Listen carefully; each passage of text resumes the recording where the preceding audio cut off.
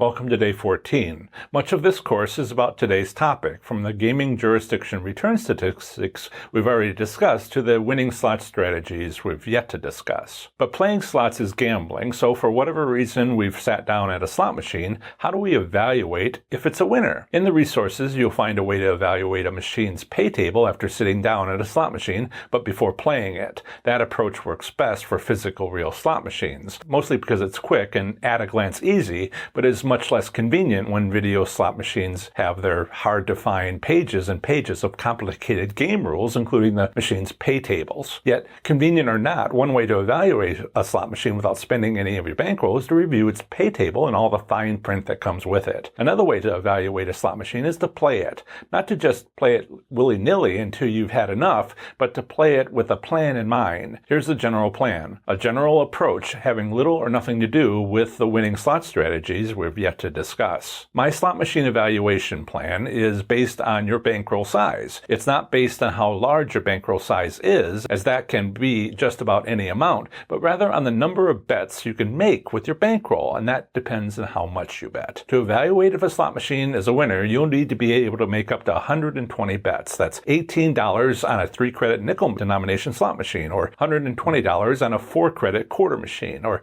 $2,400 on a 2-credit $10 denomination machine. But you won't spend that much with this plan without winning. At most, you only spend $4 on the nickel machine, $20 on the quarter machine, and $400 on the $10 machine.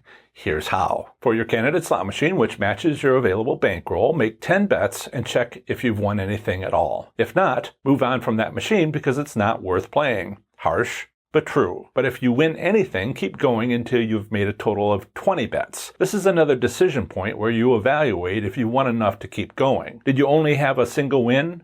I'd count myself lucky and move on from that machine. Did you win a couple of times? That alone is probably enough to stay and keep playing. Now you need to decide how much winning is enough to continue. It's something you'll need to engage your finely honed senses doing. That's gambling for you. That's where the fun is, at least for me. But avoid fooling yourself with wishful thinking, unless that's your plan, of course. Once you've made 20 bets and your evaluation tells you that you've won enough to keep going, then make 100 more bets and reevaluate whether you've won enough. But again, if you find you've won nothing more by, say, 50 bets, then stop. Cut your losses and move on to a different machine. Again, harsh but true. There are plenty more fish in the sea, as it were. But this second decision point at 120 total bets is crucial. If you decide to continue, you're effectively saying it's a winning machine. That may change as you continue to play, but that's a topic for a later lesson. After a total of 120 bets, if the machine makes it that far, are you already winning enough to satisfy your gambling goal? And by winning, I don't necessarily mean your bankroll has increased.